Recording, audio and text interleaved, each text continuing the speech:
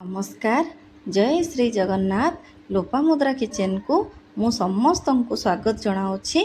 मु आपण मानकु भेंडी रे गोटे खट्टा मिठा चटपटा भेंडीर रेसिपी तैयारी करी देखैबी। आमे भेंडी रे भजा तरकारी विभिन्न प्रकार आइटम करिके आमे खाइचे, किंतु ए भेंडी खटाटी निश्चिंत आपण ट्राए करंतु, देखिबे बहुत पसंद लागिबो। ए भेंडी खटाटी आसंतु बनेइबा भेंडी खटा। देखंतु भेंडीटा को भल कि आमे धोई दबा। धोईकिना भेंडीटी को एमती लंबा लंबा आकार रे काटी दबा। काटी सारला परे आमे कड़ाई गरम करिकी तेल पकेइबा।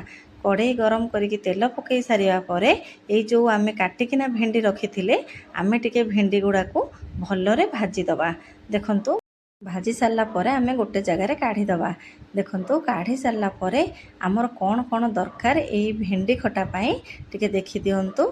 ए जिनिस पकेइकिना आमे भेंडी खटाटी को आमे प्रस्तुत करिबा। देखंतु आमे कड़ाई गरम करिकिना आमे हाफ चामच जीरा, हाफ चामच सोरिष, हाफ चामच पान मधुरी आ 1/4 चामच मेथी हल्का भाबरे भाजी दबा।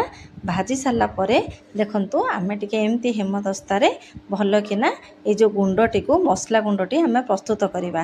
प्रस्तुत कर सारला परे आमे जो तेंतुली गोटे गिना रे आमे पानी देकिना बतुरई किना रखिथिले ताको एमती भल किना चुपुड़ी किना तार रस बाहर कर दबा। रस बाहर कर सारला परे आमे देखंतु ए जो सब जिनस नेइचे हळदी लंका गुंड आउ अदा टिके आपण छेचिकिना नेबे। तापर से जो मसला गुंडटे आमे रेडी करिकिना प्रिपेयर करिके रखिचे सब नेइ जिबा।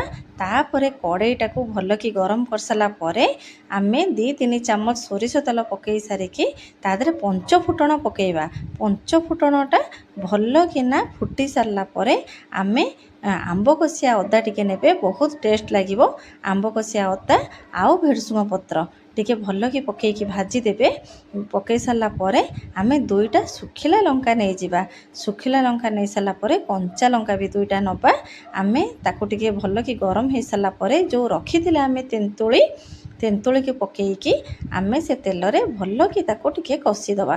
देखंतु भल कि कसी सारला परे आमे ता देहरे गोटे चामच हळदी गुंड, गोटे चामच लंका गुंड, तापरे किछि अध गिना पानी नै सारला परे आमे से जो जिनस को भल किना आमे कसी दबा।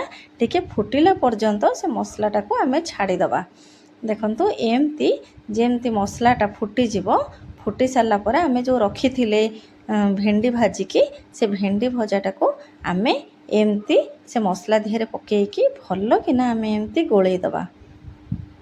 गोळेई सारला परे स्वाद अनुसार आमे लूण पकेइबा। लूण पकई सारला परे से जो मसला गुंड आमे छेचिकी रखिथिले आमे ता देहरे पकेइकिना भल कि एमिति गोळेई दबा। देखंतु गोळेई सारला परे मते लागिला टिके पानी कम अछि, मु आउ अल्प पानी ता भितरे देई देली। देखंतु एमती फुटी सारला परे टिके भेंडीटा बहुत जल्दी तो सिझी जिवो।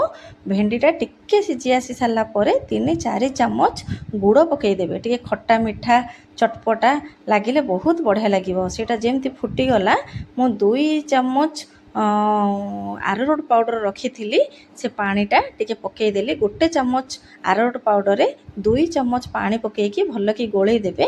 गोळेई सारला परे 2 चामच आरारोट पाउडर पकई देबे। ताको टिके एमती भल भाबरे फुटिबा पई छाड़ी देबे।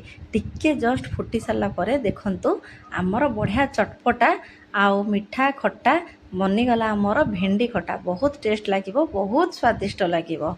जदि मो भिडियोटी आपण मानकु भल लागिछि ताहाले समस्त दया करिके टिके सब्सक्राइब कर देबे, लाइक कर देबे। पुणी देखा हबो नेक्स्ट वीडियो।